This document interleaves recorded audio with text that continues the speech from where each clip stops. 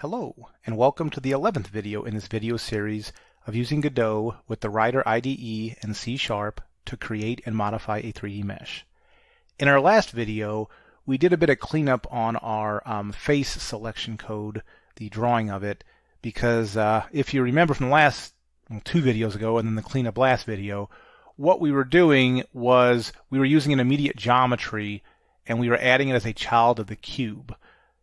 And what was happening was we were creating multiple immediate geometries. And so we were getting multiple face selections. And what we ended up doing to fix that is in the draw selected outline code, what we're doing here is we're checking to see if the immediate geometry exists already. And if it does, it doesn't initialize a new one. And if it doesn't, it creates a new one and adds the child. And we then clear the geometry out so that either way, if it's a new one or an old one, it's going to start from scratch. And so that fixed what we were doing. So now what we want to do is we want to implement the code that I've been talking about for quite a while, where we click on a triangle somewhere and it colors it pink, and that's what we want here. So let's go ahead, and if you recall, let's actually go back here. If you recall, when we were setting this cube up to begin with, we set up a static body that had signals that were firing off. Like you can see here, it has a you've entered and you've exited. Well, we want to click on this point and see if like this triangle is what I'm clicking on. And you notice that we already have a you click that point code in here. And so that's probably where we want to implement this new feature that we're wanting to implement. So if we go to Rider, that's probably where we want to implement this new thing. So if we go to Rider and we remember where we implemented that, which was in the signal for the input event, and you notice here, this is where you clicked at point. And if you remember from when we first implemented this, I said that, we implemented a hard 1 here because I know that's the left mouse button, but we can do this so that it makes a little bit more sense here. So instead of hard coding a 1, if we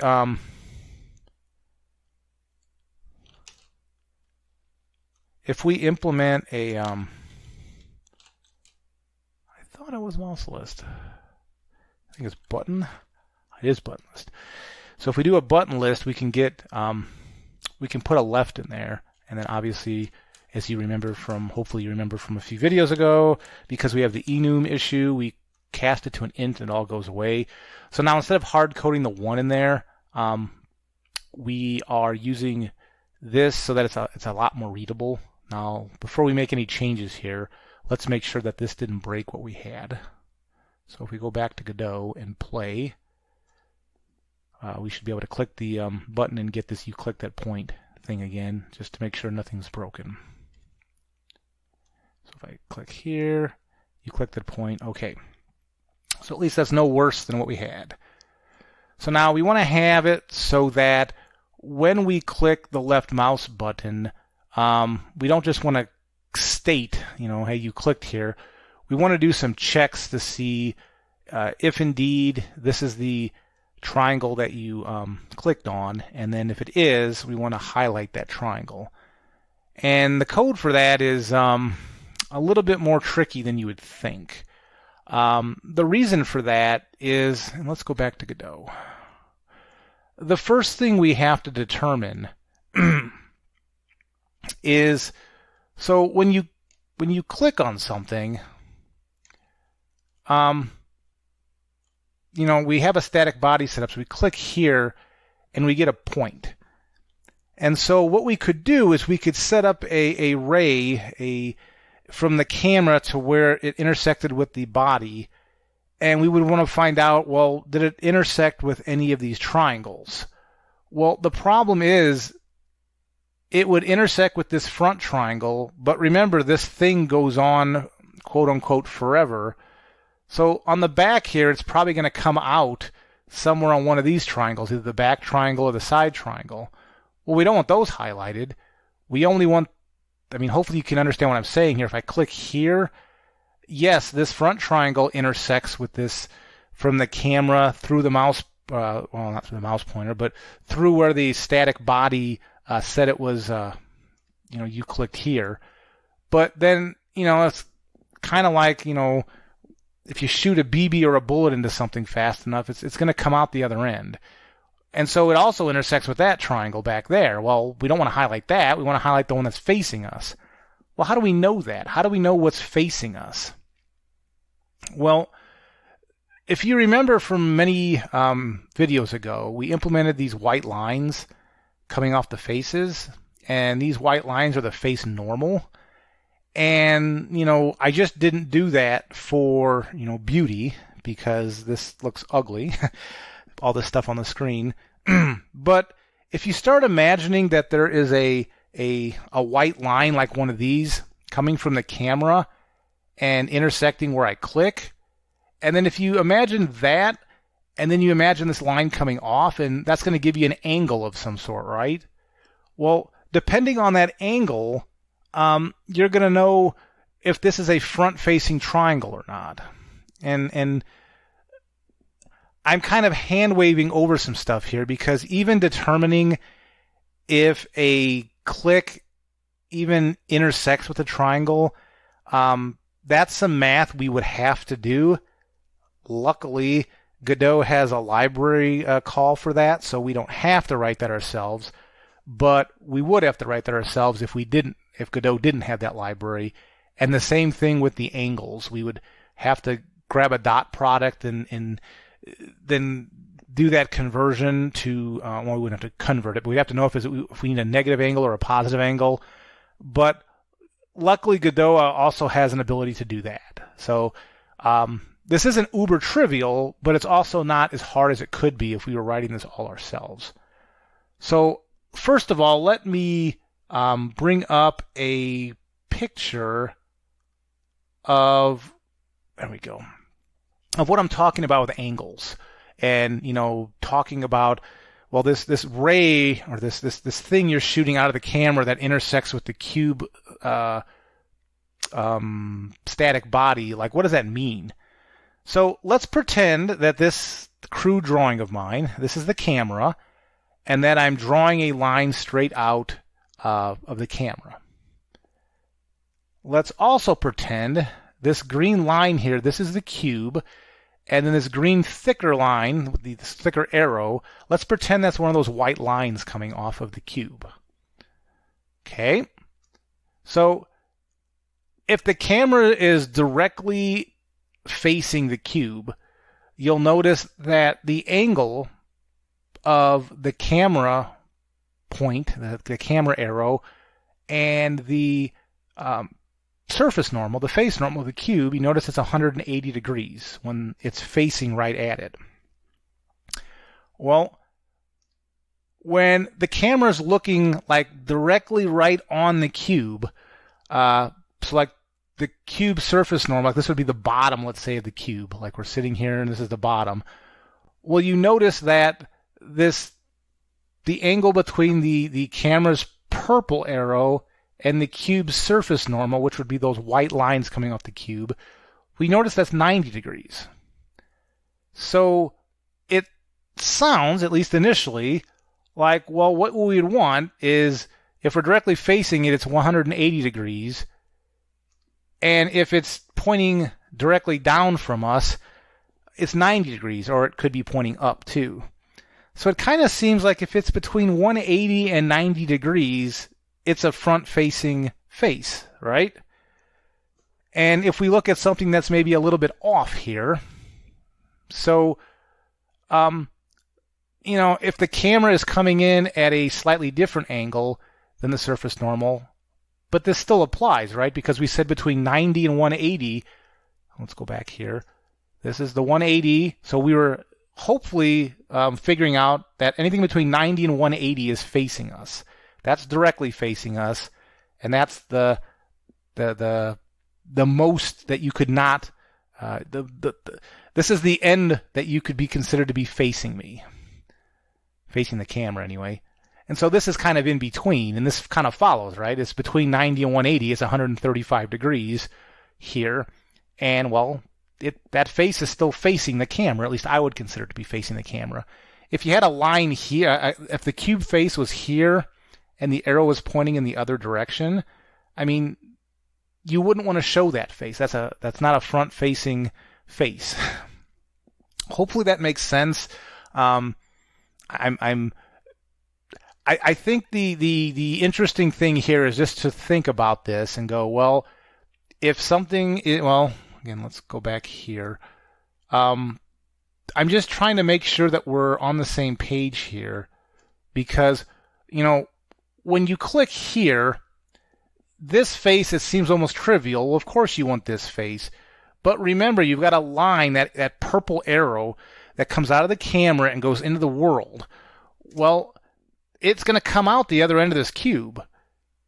And you're like, well, all right, dude, well, why does that matter? Well, what if we rotate around this way? I mean, remember we defined these faces. This was the first face, and then we went around the... Well, what if we do this? And we click here. Well, when we iterate through the cube mesh instance, the first faces we defined were up here. So if we're just looking for the first time it intersects with a triangle, well, these first ones up front are going to say, yeah, I was the first one defined because we're iterating through the cube mesh instance. You went through me. Well, sure I did, but you're facing the wrong way. I want this guy who's, when we eventually get to the end of the cube mesh, it's going to be toward one of the last faces that we defined in our... And by, I guess I need to explain that too. Where did we actually? Here we go. Create a assigned cube mesh. So I mean, when I say one of the last faces defined, see what we're going to want to do is like set up a for loop, and we're going to want to go through all these faces, and we're going to say, hey, this purple camera vector, and again, by purple camera vector, what I mean is this thing. Hey, does this purple camera vector, does it intersect with a face in the cube? Oh, you do? Okay. Well, I can't just stop there, because now, I mean, as I said, there's going to be a front and a back. I mean, I don't want to be crude about this, but I mean, it's kind of like if you shoot a bullet through something, you're going to have an entry point and an exit point. Well, which way is the way facing us? Well, in this case, well, dude, it's the first. Yeah, but it doesn't necessarily have to be that. What if this face was the last face we were checking?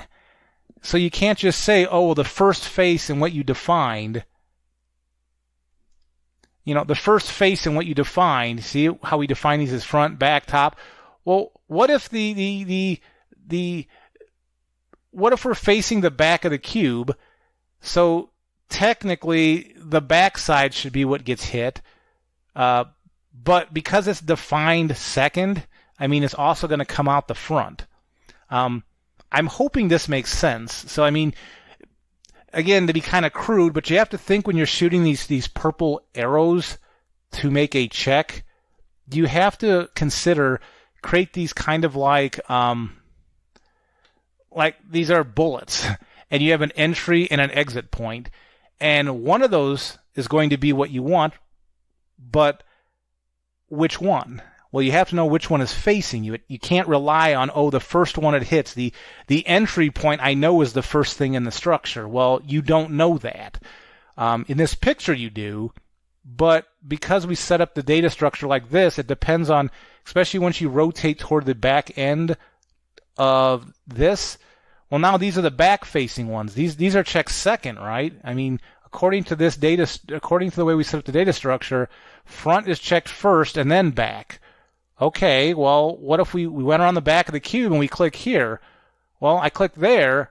Well, the entry point's going to be this back face, and the exit point's going to be the front face. Well, the front face is going to be the first one that says, hey, you went through me. Why don't you select me? Yeah, but you're not facing the right way, and you know the the language I'm using could be like, well, dude, I mean, you're saying entry and exit, and it's always the entry point, so why don't you just always use the entry point? Well, you don't know that when you're iterating through these points, what's the entry and what's the exit, because I don't know what's facing me at that point. The only way I know is, again, there's this white surface normal, and it's the angle of that. And we talked about this earlier. You know, the way we would know if something is facing us is if it's between 180 degrees and 90 degrees. That's how we know if something's facing us. So this example here is between 190 and 80. It's 135. Perfect. That's facing us. That's an entry point. Okay, so maybe this makes sense now, or maybe as I'm discussing this more, I'm actually implementing the code, maybe it'll start making more sense there. So the first thing we have to consider here, and let's bring up a web browser, is, well, how do we determine the angles? Now, one of the things we could do is we could take the dot product. I haven't introduced the dot product yet, and that's actually what I thought we were going to have to do. But luckily, Godot itself, as part of the vector3 class, has this AngleTo, and it always gives us the minimum angle to the given vector. So we can use this AngleTo to figure out the angle. Well, the second thing we need to know that I mentioned earlier in this video is, okay, so the angle code to know what's facing us, that's there. We know how to do that.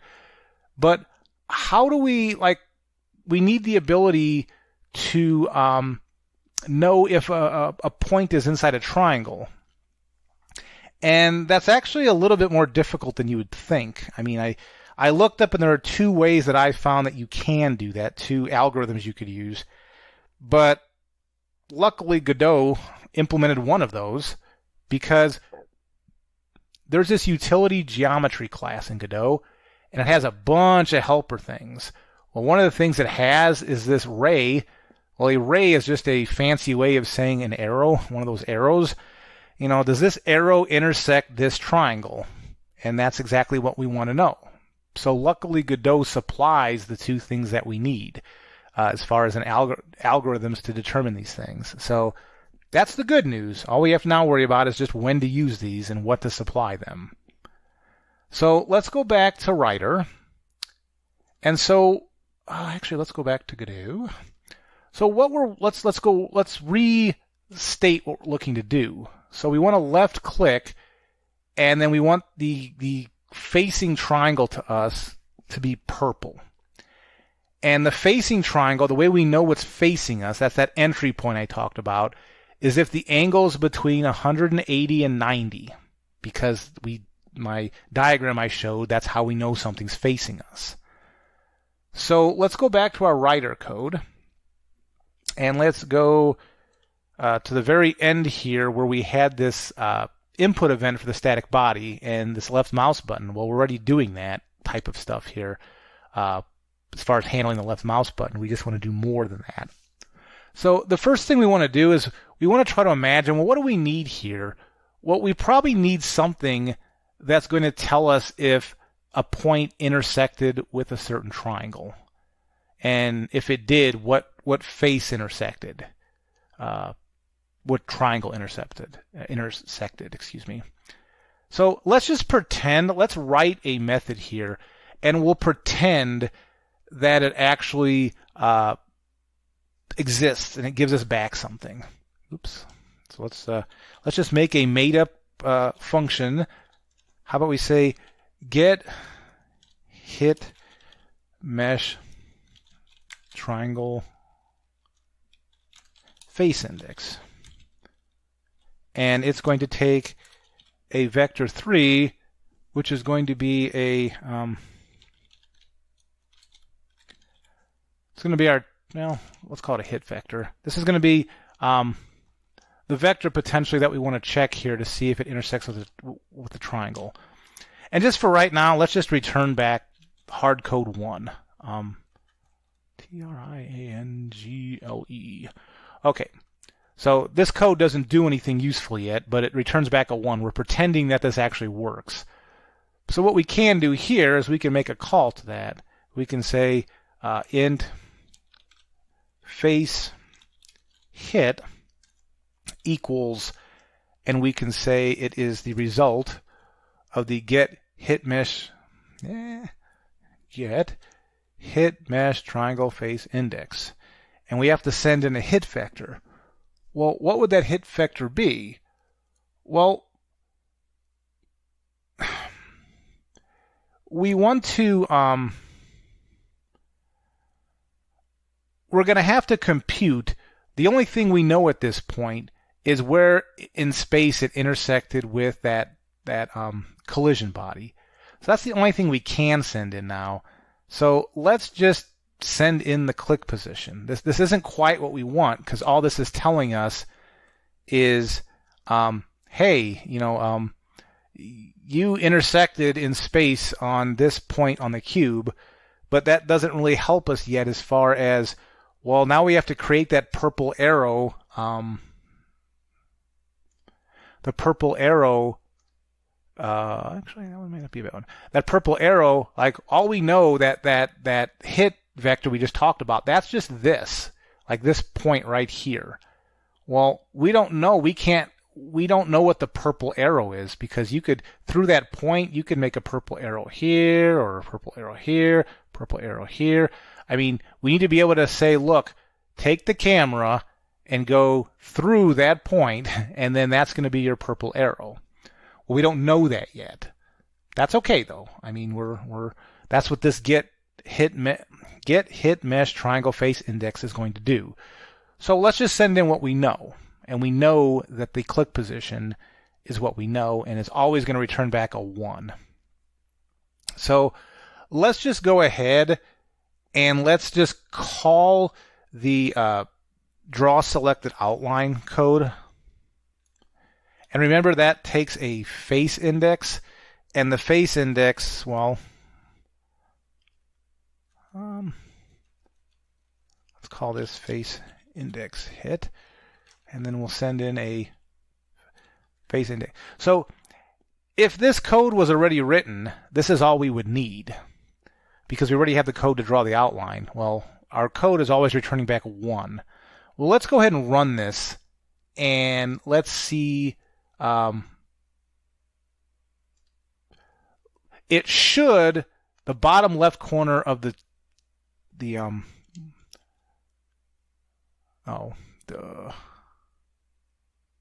we can do that.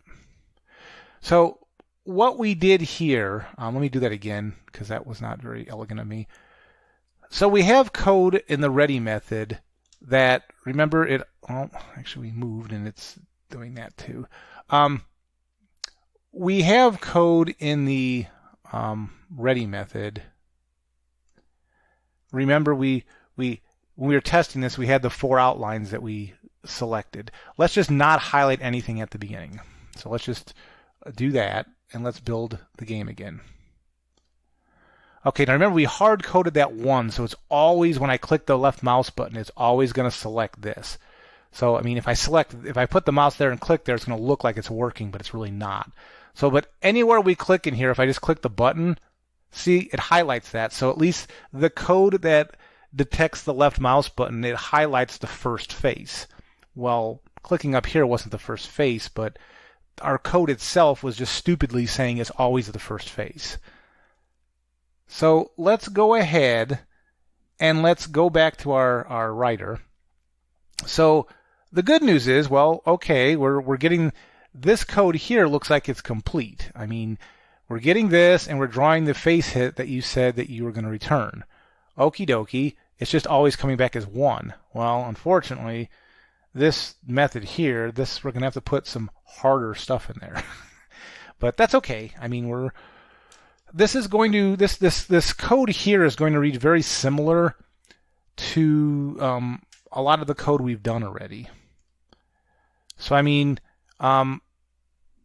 probably the closest thing that it's going to resemble, I guess the wireframe. It's going to resemble this wireframe loop. So why don't we we're going to want to take some of this out when we've copied it, but let's just copy the draw wireframe, and then we will modify it. So we're going to We'll leave the return one at the very bottom of our method, and then we'll just paste this in here. Okay, so this isn't exactly what we want, but we're getting there. So the first thing we want is we don't care about any of this immediate geometry stuff, so we can get rid of that. And we don't care about anything in here. We do need the for loop, but we don't care about the immediate geometry, scale, add child. We don't need any of that. Okay. So what we have here is the beginning of what we want. So what we want to do is we want to grab the cube mesh instance. We want to then get the cube mesh so we can get the vertices, because the vertices, remember, make up those triangles. Then we want to iterate through them because we want to see if this hit vector, when we eventually draw the purple triangle, if it hits anything. And this is a good starting point for that. Well, the first thing we want to do is we want to create that purple arrow. So what we want to do, if you remember at the top of this whole file, we have this variable that's actually for the camera. And if you remember, we have this, if we go to our ready method, we have this method that's point camera. And then the point camera is doing some stuff here. But we're actually assigning the camera to that variable, so we don't have to re-grab the node again. We can just use that variable, that variable at the very top here, if we want to get to the camera. And why do we want that? Again, let's go back to this, because this hit vector coming in is this point right here. We need to draw the purple arrow. Well, we need to grab the camera's origin and basically say, look, I'm the beginning of this arrow, and then go through that hit vector that's coming in. Okay, so the first thing we need to do is we need to draw that purple arrow, or at least draw it in code, so to speak. So why don't we do this first? Why don't we try to keep this as simple as possible? We need to know what the camera's origin is, and it's going to be a vector 3. So why don't we create a variable called camera origin? Well, what is camera origin going to be? Well, it's going to be the camera, but we have to be careful, because if you remember when we set up let's say the cube, when we were setting the cube up, remember we had these, like, when we were setting the cube up, this was all, these are all 0.5. So this was like negative 0.5x, 0.5y, positive 0.5z. Well, that was based on a local coordinate system.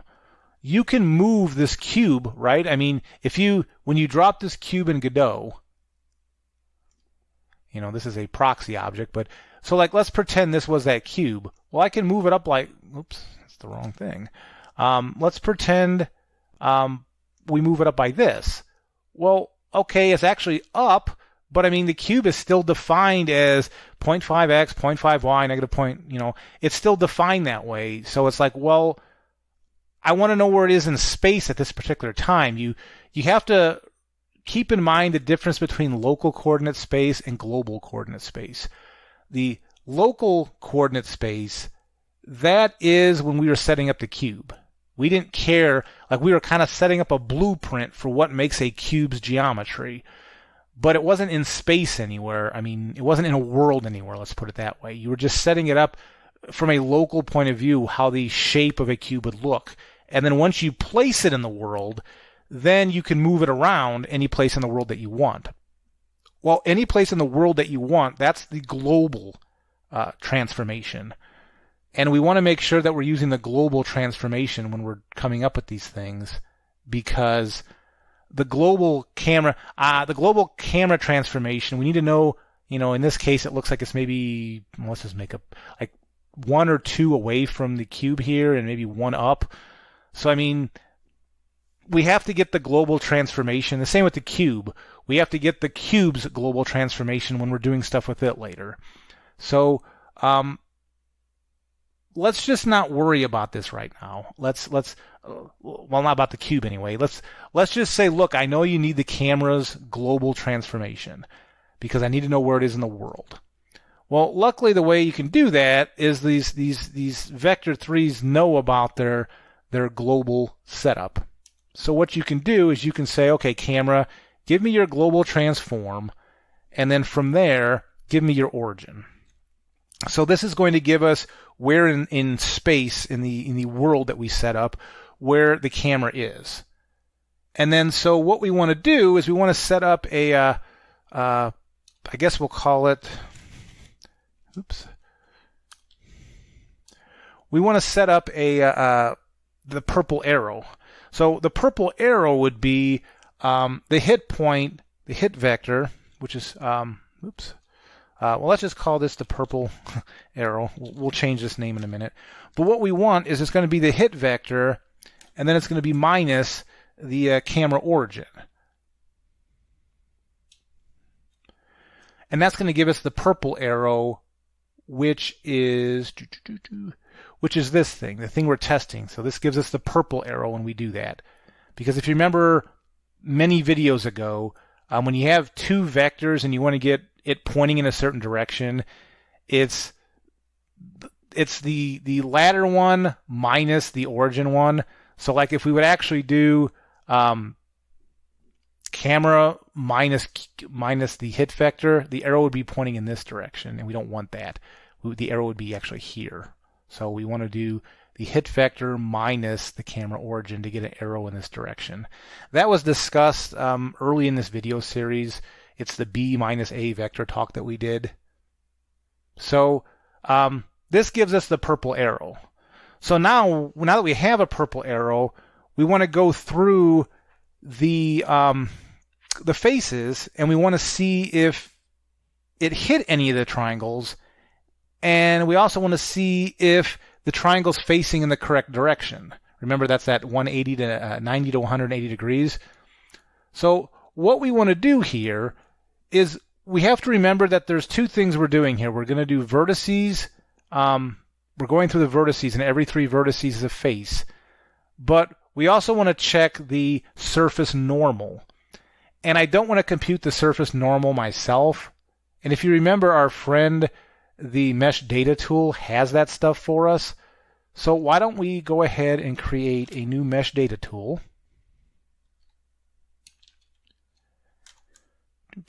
Equals new MeshDataTool. And then what we want to do is we want to MeshDataTool. Want to create from surface. We want to use the cube mesh, and it's the 0th surface, and we need to cast that as an array mesh. We've covered this before, so hopefully this is nothing new. And the reason we're doing this is because the MeshDataTool knows about the surface normals, and it's not a huge deal to compute them ourselves, but why not use the MeshDataTool to just compute that for us? So what we want to do here is we have to make sure that there's a difference between vertices and face index. So the for loop is going through all the vertices that we're getting from the cube mesh. But we also need to keep track of what index of face it is. Well, remember, every three vertices is a face. So let's create a variable, and we'll call it face index. And well, what is face index? Well, it's going to be the whatever vertice we're on, and we're going to divide it by 3. Now, we can get away with this because you initially might look at this and go, this doesn't make sense, because for those 3 points, we're going to get different values for this variable. Well, but this is integer division, and you have to remember, integer division doesn't give you the stuff to the right of the decimal point. So for vertices 0, 1, and 2, this face index is going to be 0. When you get to vertice 3, well, 3 divided by 3 is 1. Well, when you get to 4, it's going to be still 1. So, I mean, you have to remember about integer division versus floating point division, which would give you the stuff on the right. So now we have the face index. Okay, now if you remember when we looked at the code for this, luckily Godot has this geometry library, and it has this RayIntersectsTriangle.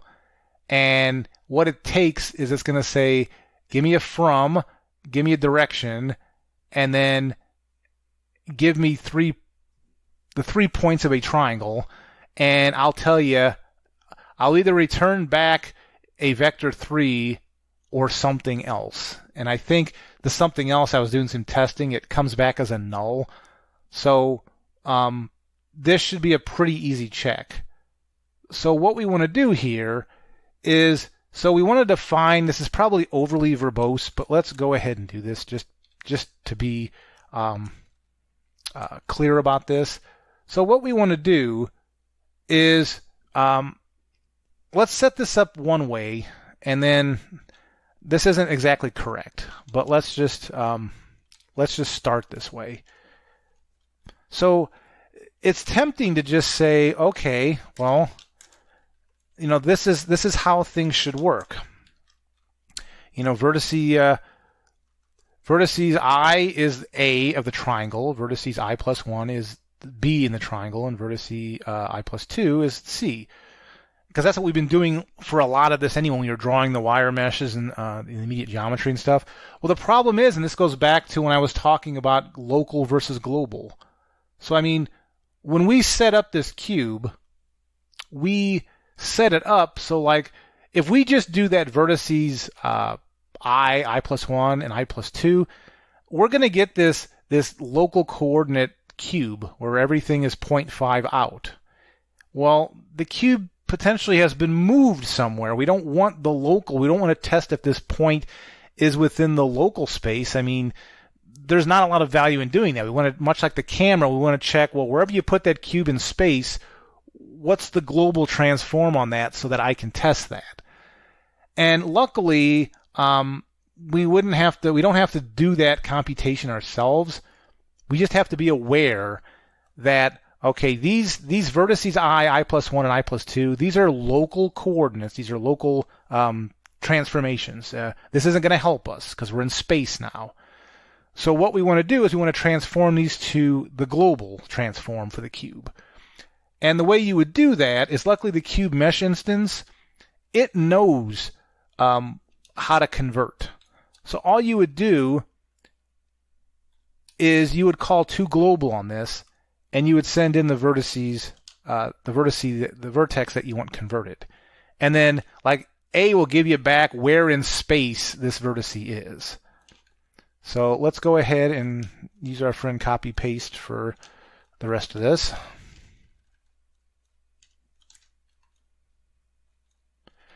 Okay, so A, B, and C now are converted to global, what they would be in the global scene, and that's what we want. I mean, much like I was doing a few videos ago when I was talking about how important it was to understand clockwise versus counterclockwise. It's very important you understand local versus global transformations. I mean, this is kind of simplifying it, but the way I like to think of it is the local transformation is just, you know, you're sitting on paper and designing a cool thing. Our cube is this cool thing. So we have to define it somehow. I mean, if we don't use some coordinates to say 0 is not, you know, how far away from the origin is 0, we have to tell it that. But then maybe in our game, we've got a cube way up high and another cube way down there, and then we got a cube hiding behind something. Well, they're not at that local coordinate system anymore. They're at a global transformation. And that's what we need to convert to. And right now, well, it's just important to understand that. Hopefully I explained enough here to know, to convey that there's a difference between local transformations and global transformations. And we need the global so that we can do this sort of check. Because we need to know where in the world the cube is, because we also need to know where in the world the camera is. Not when you were sitting, you know, at your desk drawing this cool thing. No. Well, you drew the cool thing already, then somebody took that cool thing and placed it somewhere in space. Where in space did they put it? That's why you need the global. The global is where in your scene, where in this scene stuff is. So like if this cube was way up here, remember initially, I mean, this is our proxy cube, but it's about the same place as the other stuff. Remember, we lifted this cube up a little bit so that it was above the floor. So it's really not, I mean, it's very close to where it would be in local coordinates, but it's really not the same thing. It's a little bit higher. That's why you have to make sure you check against the globals. and I beat this to death, so I'm hoping I'm going to move on. I hope that this makes sense. If it does not, I guess rewatch this video, or if I'm doing a horrible job, research somewhere else and look up local transformations versus global transformations, because that's extremely important. You need to know this. If you're going to do any work in 3D, you need to know the difference between the two. Okay, so we've got we've got the purple arrow, and we've got the triangle. So now we just have to run a check to say, hey, does our purple arrow intersect with this triangle defined as A, B, and C? Well, how do we do that? Well, again, luckily Godot has this library, RayIntersectsTriangle, that does that. So let's go ahead and try that. So what we're going to do is we will call the geometry object. Excuse me. I'm assuming this is a static method of that geometry object. And we want to see if the ray intersects triangle. And there's a bunch of parameters it's showing, writer showing us here. It's the from direction and then the A, B, C. And I purposely called my stuff in my code A, B, and C. Well, the from, well, where does our purple arrow start from? Because just because we get a purple arrow, like this purple arrow, if we moved it down, it would still be pointing in the same direction, but it wouldn't start at the same place. So where the purple arrow starts is the camera's global origin, right? So do we have the camera's global origin? We sure do. It's right there.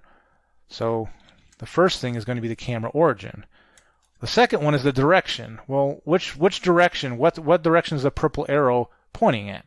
Well, we computed that already. That's purple arrow. So let's just call it purple arrow. And then we need to know the triangle. You know, we need to know what consists of the triangle, the A, B, and C. Well, we've got A, B, and C, right? They're in global coordinate space. So A, B, C. So we have this, but what do we want this to return as? Well, what I'm going to do is I'm just going to have it be an object that's called intersects, because we don't really care what the value is. Well, I guess we'll call it intersects triangle, sure. We don't really care what the value is specifically. We just care if it's null or not. Because if it's null, that means it didn't intersect the triangle, and we don't even need to worry about this thing. So that's why we don't really need a value for this other than we're going to dump it into a generic object. We just want to know if a null comes back or not. So if it's not a null, that means it intersected something.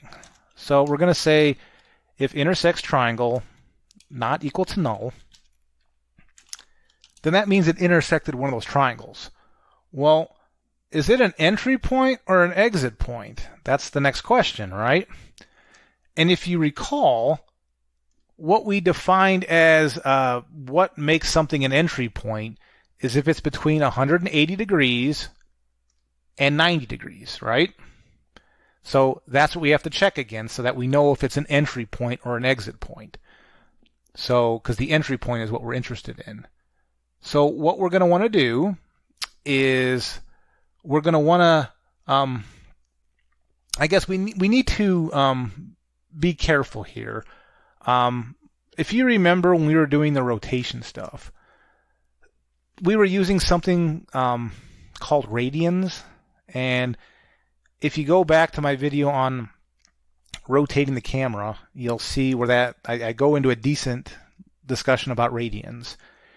And all this math here that we're going to be doing here to compute the AngleTo, it's going to return back a radian.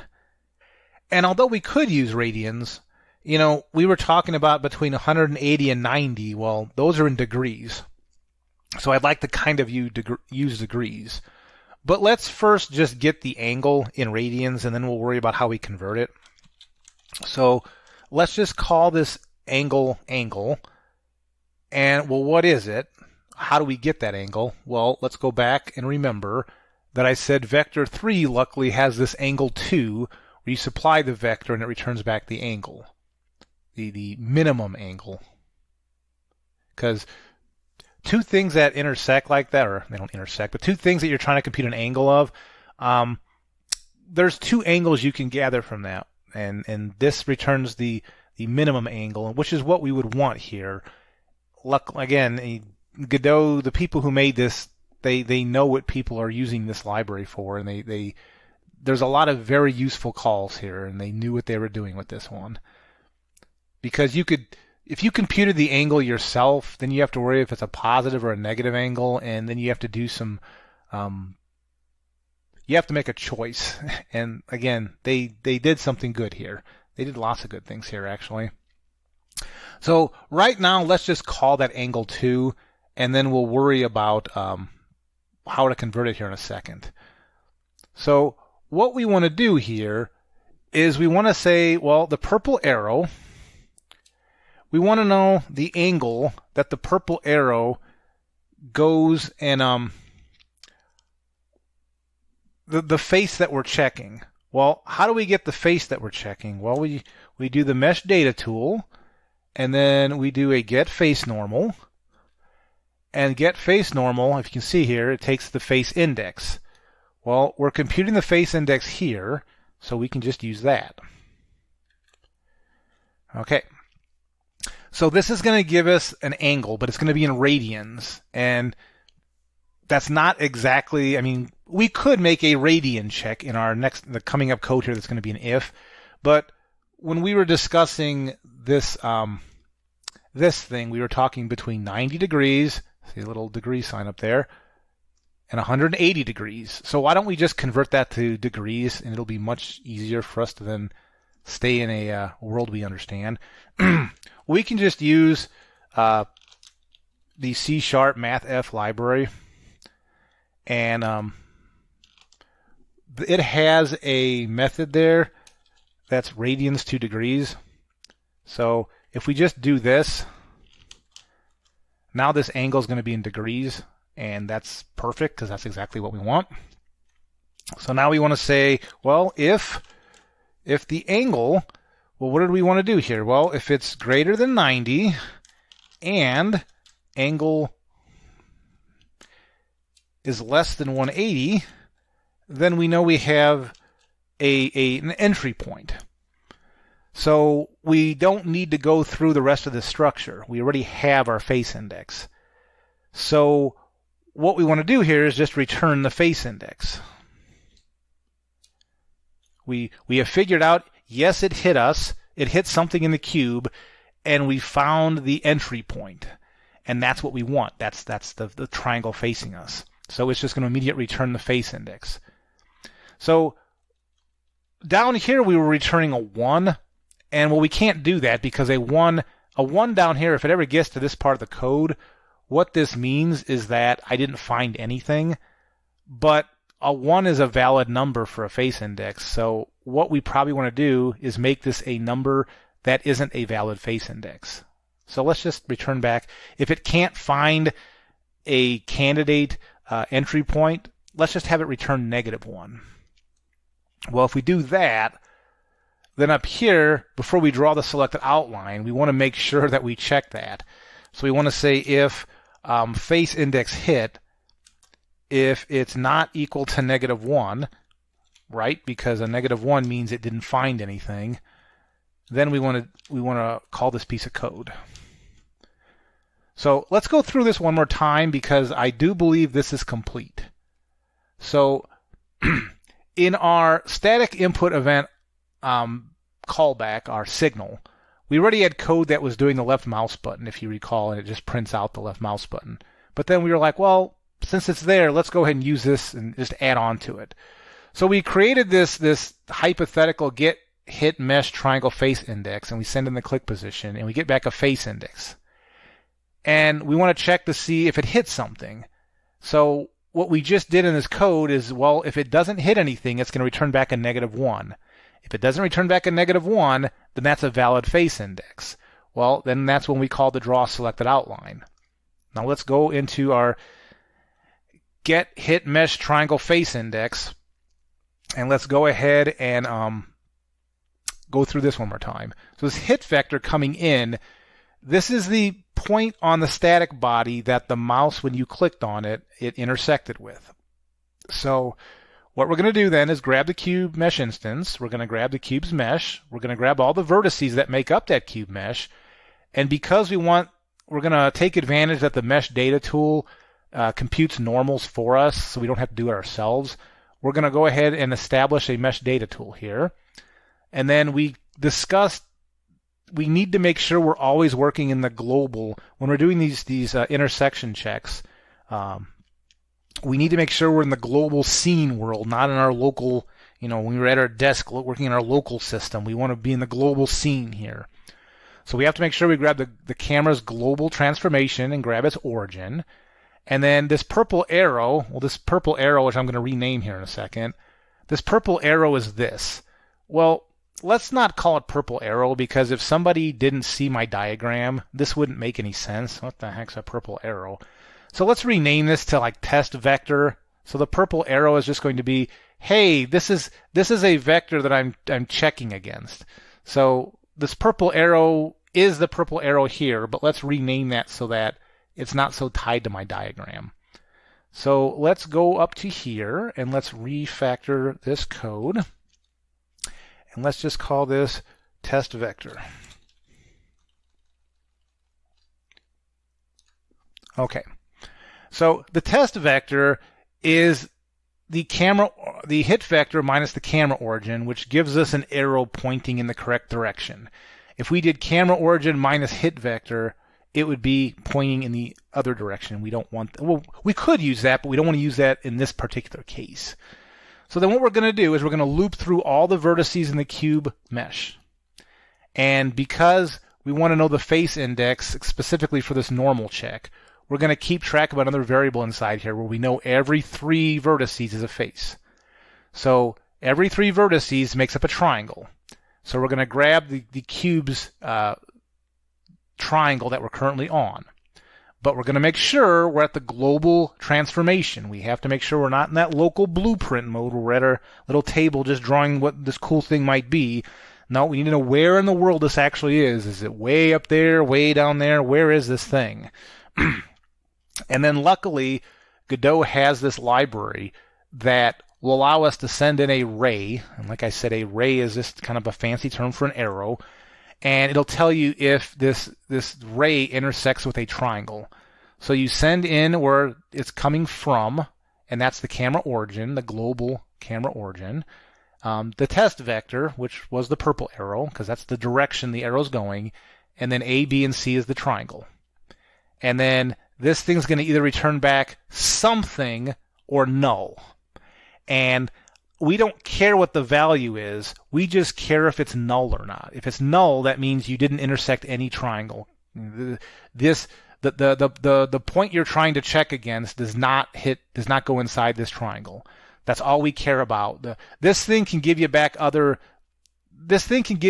coordinate of where it intersected, but we don't care about that.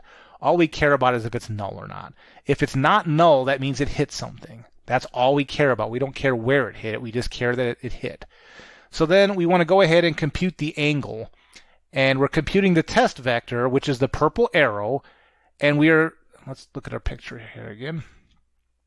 We're trying to compute the angle of the purple arrow and the green arrow here, which the green arrow in Godot speak, in our picture here. I probably should have made these all, the colors line up.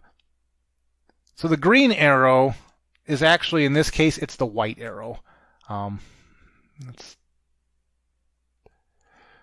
probably overthinking this, but I hate when things get confusing. Let me shut off the axes so there's no green arrow on here now, because the y-axis is green, and we don't want that. All right. So the purple arrow is coming from, let's say I click here. It's from the cameras where I'm sitting in space to where I'm hitting the cube. And then the green arrow on my diagram is actually this white arrow. Every face has this normal, right, that's coming off. We drew those a while back. And it's perpendicular to the face. And that's what that green arrow is on my diagram. So purple arrow is from camera to where I clicked. And then the green arrow on my diagram is actually the white arrow here, the face normal. So this green arrow is actually those white things. And so we've determined if it's between 180 and 90, that means it's facing us. And so we care about it. And like in this example here, it's 135. This is an entry point, so to speak. We care about this. So let's go back here. So we run this AngleTo call on these two vectors. Well, this vector we call and get the normal, which is the green / white arrow. We're going to get back an angle, which is in radians. We decided we don't want to deal with radians. So then we take that value and we plug it through this radian to degrees so that our angle is actually going to be in what we're used to, the 360 degree thing. And then here's what we talked about here. Well, if the angle is greater than 90, then this is the entry point. Ha-ha, we have the answer. There's no reason to go through this loop anymore. We have our answer. So we're just going to return that face index and we're done. And then at the very bottom of this method, we're going to say, well, if I haven't returned yet, that means I didn't find jack. So I'm going to return back a value that's not a valid face index. And in this case, we're just going to use -1. And as long as we know that's what it returns back when it doesn't find anything, that's how we can use this check to say, did you find something? By the did you find something, that's did you not equal -1? So I believe this is complete now. So I believe, let's go to the ready and make sure we're not drawing any initialized purple triangles to begin with, because we were at first. We are not anymore. Okay, so when we run this, there should be no purple triangles selected. And then as we click in the triangle, we will, different triangles, we will hopefully see it glow, turn purple. All right, let's scoot in a little bit. All right, I don't see any purple, do you? I don't see any, okay. So let's just click out here. Well, we're not in that cube, so we wouldn't expect anything. All right, let's click here. Hey, it turned purple. Let's click down here. Hey, that one turned purple. Let's click here. Hey, that turned purple. Let's click there. Hey, that turned purple. Now see, what we have to check here, I'm being kind of sloppy. I click this purple, let's click up here. Now let's scoot around and make sure it didn't select, it shouldn't have, but see, now when I rotate around, now let's click this. That's the purple. See, that's the between 90 and 180, because that ray is also going to come out on this side, but it's not going to be between 90 and 180. That's that check that works. And we can click on the top here, and those get selected. So now we have the code that actually allows us to click around here, and now we have a candidate face that we can subdivide or extrude or whatever. And that's going to be the topic of our next video, is what is that whatever. There's a good chance that my next video will be the last in this playlist, because we have now reached the conclusion. We're one video away, I believe. I started out this whole playlist being I wanted to dynamically create and modify a mesh. Well, we kind of did do that. In fact, we did do that when we created this cube dynamically a few videos ago. But, I mean, that's not really what I was talking about. What I was talking about, and I think we all understood that, is that, no, well, you've got this thing and now you want to dynamically modify it. I think I called at the very beginning, I said I wanted to create a poor man's Blender that did one feature. And then I laughed and said, but it's going to be a really simple feature, so don't get overly excited. And we are there now.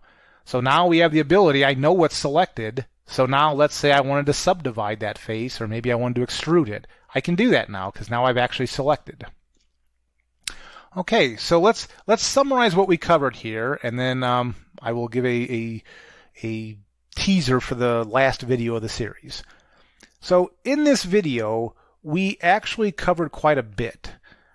We determined that luckily Godot has some utility functions to not only see if a point resides in a triangle, but it also has the ability to determine an angle between two vectors, because that's basically what we were doing here. The purple arrow coming out of the camera to the face, that's one vector, and then the face normal, which is this white thing coming off the faces, or on my diagram it was that green face.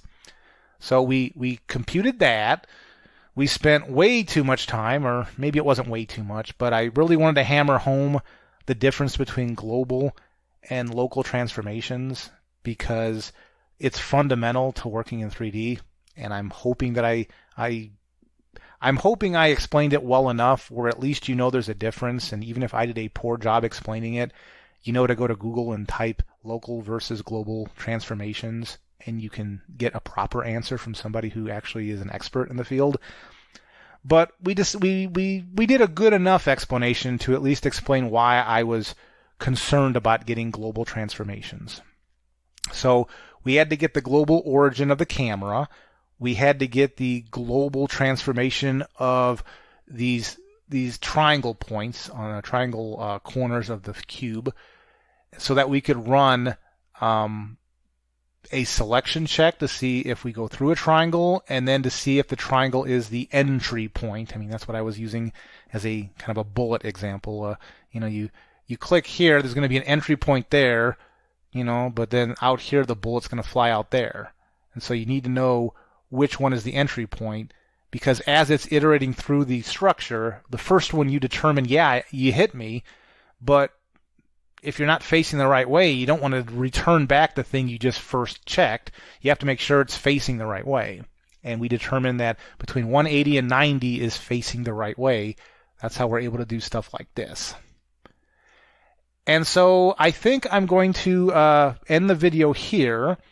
The next video I haven't determined yet. I might just do a simple subdivide. I haven't determined if I'm going to do a subdivide or an extrude, because if I do an extrude, that one's not as bad, because you basically extrude out the triangle in the direction of the face normal, which is this white line. But then you have to create the geometry that you're extruding out. You have to create the sides of this triangle as it's connecting the old surface to the new. And I don't know if I want to really get into that. Whereas if I just subdividing a triangle and then re-adding that geometry back to our cube mesh instance, like, that's not really such a big deal. So I'm kind of leaning toward doing that. And once I do that, like, this playlist is complete. I do want to state that the way the code was written, specifically everything being in one big file like this is not something, and I'm hoping people know this when they're watching these videos.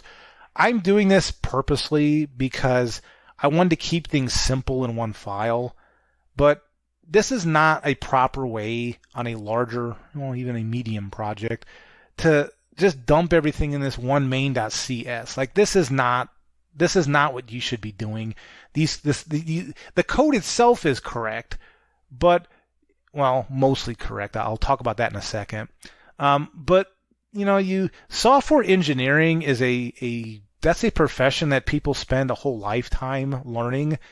And software engineering, just because you get a solution, doesn't mean that solution was constructed in the best way. And what I did here is I tried to keep things on purpose. I tried to keep them simple. That doesn't mean it's the best way to do it. And that's what I was going back with the it's not just the moving the code to different places. I mean, some of what we did here wasn't all that efficient, and we would probably want to revisit this if we were doing this for a proper game, or a proper, we were building our own little Blender or something. But I didn't want to do that. I mean, what we have here for learning purposes, I think, is perfectly fine. Somebody might come in here who's really experienced with software engineering and go, dude, you dumped everything in there. This is garbage. I mean, they're not wrong. It is garbage. It shouldn't be in one big file like this. The maintainability of this is a pain. If we were pretending we released this and then we had to, fix bugs and add new features, having one big file like this is not supportable. It is supportable, but I mean, it's not easily supportable.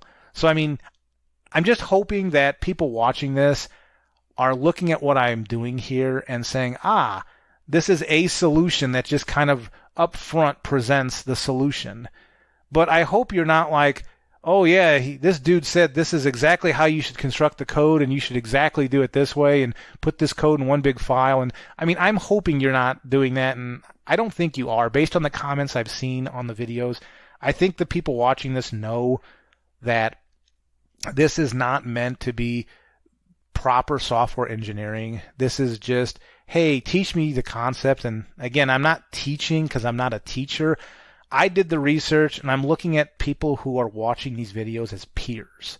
You know, I'm a fellow student learning about Godot myself. And so I'm presenting what I found out. I'm not teaching, I'm just presenting what I found out. But do realize I am self-aware to know that this is all jammed together like this. This is not proper software engineering. And honestly, to present that in a way that makes sense, I mean, that's a whole other series unto itself, because, you know, most likely you'd want to break these up into classes. You know, I was thinking about this the other day. You know, I'd probably want to break this up and have some sort of mesh class of my own, and inside the mesh class it would do some stuff, and inside my mesh class eventually it would be like a Godot mesh instance. But, you know, that's not the purpose of this series. So anyway, I'm hoping that, you know, you're as excited as I am about how close we are to having this finished. And I also think, you know, maybe it's just me because this has been a playlist that's taken a while to get to, but I think it's really cool that this function works now. I mean, I know it's extremely trivial, and maybe there's a better way to do this than I did, but for my purposes, I'm actually happy about this. This is kind of cool.